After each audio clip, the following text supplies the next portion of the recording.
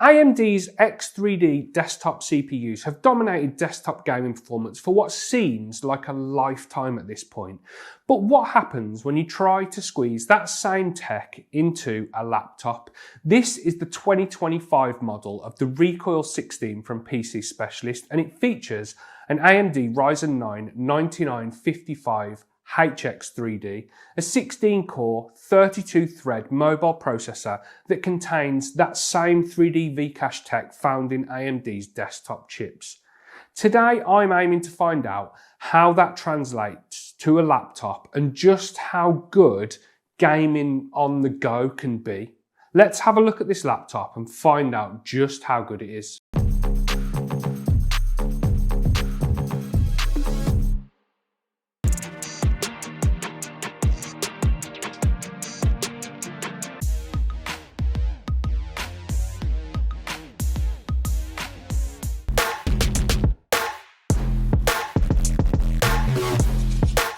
Hi guys, I'm Matt and welcome to Kit Guru. So let's dive right in then. First of all, the price. This exact configuration of the Recoil 16 comes in at £1,899 direct from PCSpecialist. You can customise it to a degree, but the choices are a little more restrictive than when compared to speccing out a desktop system like I did in my last PCSpecialist video. As usual, it comes with PCSpecialist standard warranty, which is 6 months collect and return, 1 year on parts, and then 3 years on labour.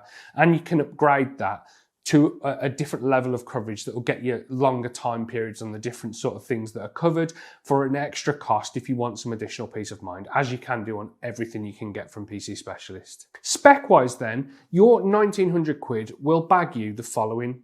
The CPU is the AMD Ryzen 9 9955 HX3D that I mentioned in the intro. It's got 16 cores and 32 threads with a max boost clock speed of 5.4 GHz. The big thing though, as I alluded to at the start, is AMD's 3D V-Cache. On the desktop side, that approach of designing their chips has let AMD dominate the gaming CPU market for ages now. But in laptops, it's not been as one-sided. AMD describes the processor in this laptop as the world's fastest mobile gaming processor, and they even go as far as putting up a direct comparison table against Intel's Core Ultra 9 285HX on their website, so they've got every confidence in it. As always though, I think heat is going to be one of the big kind of sticking points or questions that we need to look at. Flagship processors often suffer from overheating, especially when you squash them into small and compact form factor machines like this and like mini PCs and stuff. We'll have a look at the thermals a bit later on and see just how this is handling things. Graphics comes in the shape of an NVIDIA GeForce RTX 5070 Ti, the mobile version obviously, and that's equipped with 12 gig of GDDR7 VRAM, and then it's got full support for DLSS 4 and multi-frame gen and all of the latest NVIDIA bells and whistles. On the desktop side, the 5070 Ti is arguably the best bang for buck card in NVIDIA's 5000 series lineup. And if that translates into laptop graphics as well, we could be in for some killer gaming performance when we look at gameplay in a little bit.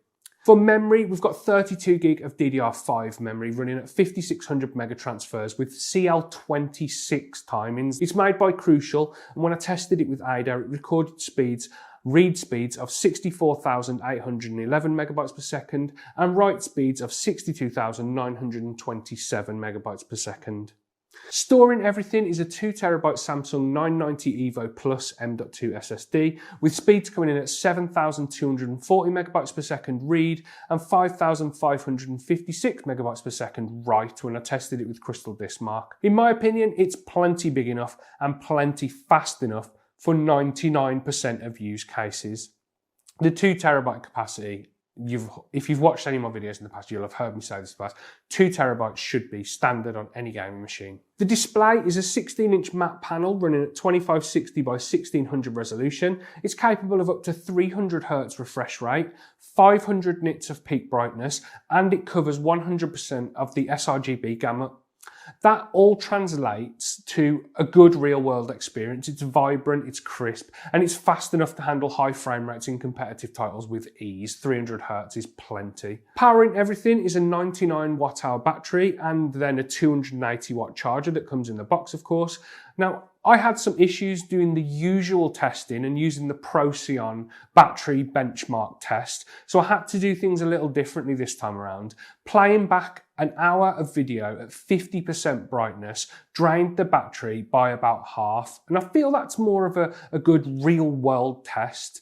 Playing back a KitGuru playlist, after an hour, it was on about 56%, so that's more like what you'd do day to day rather than running a synthetic test. In terms of design, the Recoil 16 goes for a functional and kind of, I think, understated look. The chassis is built entirely from aluminium, finished in a kind of matte grey/black with minimal branding, aside from a small PCSpecialist logo on the lid. It gives the laptop a much more premium feel and look when compared to some kind of plastic heavy, overly gamery looking gaming laptops. The Recoil 16 doesn't look like a gaming laptop at first glance, which I actually think is a positive. It keeps things clean and minimal. There is RGB here if you want it, per key backlighting on the keyboard, and then a light bar which runs along the underside of the front edge, both of which can be customized with all sorts of modes and effects in the control center software. I think it looks best personally with a white keyboard backlight and then disabling the light bar altogether. I think that matches the kind of sleek and minimal design that the rest of the chassis is going for. In terms of I/O, on the left hand side you'll find a gigabit Ethernet port, one USB-A 3.2 Gen 1, one USB-C 3.2 Gen 2, and then a 3.5mm audio jack. Over on the right hand side, there are two more USB-A 3.2 Gen 1 ports, a full-size SD card reader and a Kensington lock slot. Then on the back, there's HDMI 2.1, another USB-C 3.2 Gen 2, mini display port, and then the charger connection. The laptop tips the scales at just over 2.4 kilograms, so it is on the heavier side for a 16-inch machine. The hinges feel solid and sturdy, and they open out to around 180 degrees, and one hand opening and closing, that works every single time. It feels solid. There is a bit of flex in the lid if you go looking for it, but overall the build feels good quality, and I like the maturity of the design, especially when you keep the RGB to a minimum. Moving on to talk about the trackpad and the keyboard specifically then. The keyboard is a full-size layout with a numpad, and then it's got a fairly standard sort of laptop feel to it. It's got chiclet design and very, very shallow key travel. The RGB implementation on the keyboard is pretty good. Customization, as I mentioned, is handled through PCSpecialist Control Center. You can tweak effects, effect speed, brightness, and you can go all out with per key customization if you want to. I've got nothing bad to say about the keyboard, in all honesty. It's decent enough. It's a laptop keyboard. It's nothing special, but it's good enough. The trackpad, however, that's another story altogether. It's positioned slightly to the right under the spacebar, which isn't the end of the world, but it just looks a bit weird. It covers a decent surface area. It's quite big. But the responsiveness and the sort of fluidity of using it just isn't very good at all. Tap clicks don't always register, and on more than one occasion, double clicking has taken several attempts for it to be picked up. Tracking feels inconsistent, making it difficult to rely on. Honestly, it's probably the worst I've ever tested on any laptop, that trackpad. I really don't like it at all. And if it were me using the Recoil 16 day to day, an external mouse would be the first thing going in my bag. Audio performance is okay for a laptop. There's a pair of speakers positioned under the front of the chassis. They're managed by Nahimic for tuning and stuff like that, but the software to manage them wasn't actually installed when I set the laptop up, which is probably a good thing if I'm being honest. In practice, the speakers, they're laptop speakers, they're nothing special. They're serviceable for casual use, but I would always opt for headphones or a proper set of speakers if I needed to hear something with real detail.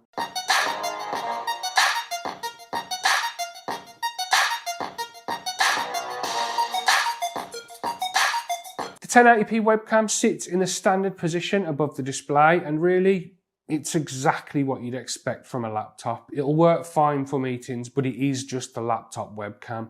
It'll look okay if you have perfect lighting, but as soon as the lighting conditions get a bit challenging, it begins to look like the camera found on a smartphone from 2010, like almost every webcam on every laptop I've ever looked at.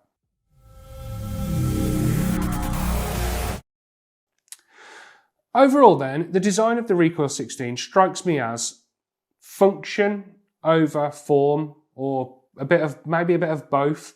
It's kind of functional and mature. The aluminium finish and minimal branding keep things subtle, but it still brings a bit of RGB for the gamers out there and people that like that sort of stuff. The port layout is practical, with the bulkier connections like HDMI and the power cable and the display port being on the back and out of the way, and then stuff that you're going to access more often being on the sides like the USB ports and stuff. The Recoil 16 is managed and configured on the most part with PCSpecialist Control Center software, which contains a wide variety of stuff, from basic generic stuff like turning function key locks on and off, the OSD, changing the USB power delivery sort of settings so you can charge stuff, all the way through to changing display settings, the color calibration.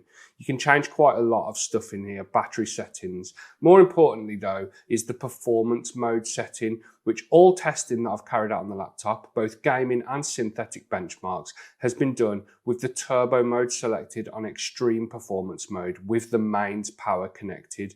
But you do have options to go for office mode or balance mode if you need more battery life and to prolong the stuff while you're out and about and on the go and that sort of stuff. You can even select custom and then go into SPC settings and tweak the power settings to your liking, overclock the GPU, all that sort of stuff. But I've stuck to testing it as it comes out of the box with the preset turbo mode selected on extreme performance. Enough spec talk then. Let's see what this thing can do with gaming first. That's the priority.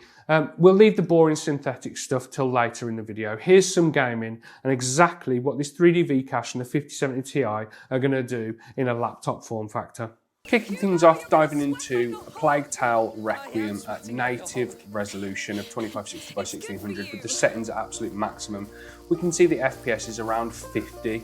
Turning on DLSS at its balance preset sees that FPS double up to just a touch north of 100. Moving into some Cyberpunk 2077 at maximum settings, native resolution, no scaling or anything, sees the FPS meter sit around 40 to 50 with frame times of 20 milliseconds, but then turning on 4x frame gen, as we've seen in past videos, sees the frame rate absolutely skyrocket up to just under 200. Moving into Black Myth Wukong using the game's built-in benchmark. This is a very demanding title, and at native resolution with the settings max, we're getting 30 FPS. Turning on again DLSS at its balance preset sees the FPS double to just north of 60, which is the number that I like to see when looking at single player games like this. Moving into Red Dead Redemption 2 at native resolution still, but with every setting absolutely cranked to the maximum, sees the FPS meter hovering around 70 with frame times of roughly 15 milliseconds. Next up, Marvel Rivals at maximum settings and native resolution sees the FPS meter sitting around 40 to 50, in the mid 40s sometimes, especially during this fight scene during the game's built-in benchmark. But again, turning on 4x multi-frame gen using that 5070 Ti and DLSS at the balance preset sees the FPS meter absolutely skyrocket up to 180 roughly. Moving into some Kingdom Come Deliverance 2, with native resolution and maximum settings, saw the FPS meter sitting at around 60 to 70, which was impressive in itself, but turning on some DLSS, again, just like in the other titles, sees the performance almost double. You're adding about 40 on in total, taking the FPS up to around 100. Next up is Hogwarts Legacy, and running around Hogsmeade sees the FPS meter at around 70 to 80 with frame times of 15 milliseconds roughly, with the game running at native resolution and maximum settings. And we're seeing a pattern emerging. Turning on that frame generation and turning on DLSS at balanced sees that the performance absolutely skyrocket and shoot up to north of 200. And moving into Forza Horizon 5, at native resolution with no scaling or no NVIDIA bells and whistles tacked on, we're seeing FPS of around 90 to 100. Turn on DLSS at the balance preset without any frame gen this time, and you'll see FPS of around about 20 FPS increase on that native performance. And that native performance with that DLSS in Forza translates to roughly the same without DLSS in F1 2025, where we saw the FPS meter sitting around 130-ish on average. And to wrap things up then, some Counter-Strike 2, where this is absolutely cranked everything on max at native resolution, and the FPS meter kind of hovered around the 150 level, sometimes going up and down, but that's more than enough to handle a competitive title like this. So I think that overall the gaming performance at native resolutions without any scaling or anything like that is great in certain titles. There are titles where it struggles, like Black Myth Wukong or Cyberpunk, but then you've got the option of using DLSS and multi-frame gen to really alleviate the experience a little bit. Love it or hate it, it will make it a more playable experience. So overall, I was really pleased with how this laptop performs, and I'd be more than happy to use it for gaming day in, day out. Looking at CPU performance and how the laptop handles thermals and clock speeds then, and as always, I test this by running the machine through a 30-minute sustained Cinebench R23 benchmark in both multi-core and single core, so we can kind of get a good picture of what's going on past the initial boost phase of the CPU performance. Starting with multi-threaded performance then, and initially the Ryzen 9955HX 3D boosts up to 4.4 GHz of clock speed, with the power usage spiking up to 139 watts. And then it roughly maintains this level of performance for the first minute or so of the test. The CPU temperature rises up to 95 degrees peak during that sort of period. After around 90 seconds, we see the clock speeds boost up even higher, hitting 5.2 GHz briefly, with the CPU using around 130 watts of power. That boost phase, the sort of second boost phase, doesn't last long though, as the cores drop back down to around 4.4 GHz after a few seconds. This is still with the CPU temperature coming in at around 93 degrees on average. That temperature average remains when we look at the end of the run, around 93 degrees still, with a clock speed of average of roughly 4.3 GHz and power usage of around 119 watts. A 30-minute single core run sees the clock speeds immediately jump to 5.4 GHz, the power usage sits at around 40 watts, and the CPU temperature peaks in the mid-80s. And that pretty much remains the case for the whole of the run. Clock speeds of around 5.4 GHz are maintained. CPU package power usage spikes to 64 watts at one point, but averages out at around 40 watts. And CPU temperature sits in the mid-70s the majority of the time. I think this laptop handles the power of the CPU quite well. It does hit its thermal limits, but the power and the clock speed management seem to cope with it pretty admirably. It surprised me a little bit, to be honest. It kind of churned through it without really moaning about it too much. If you're looking for a new chair, then definitely go and check out boolies.co.uk. They offer a whole host of gaming and office chairs that come in a variety of different finishes and different colours. Here's what the noise levels sound like of the laptop when it's in varying scenarios. At idle, we can see it's 34 decibels. During a Cinebench multi-core run and when gaming in Cyberpunk 2077, a recorded sound of 55 decibels. Here's a few clips so you can hear what that sounds like for yourself.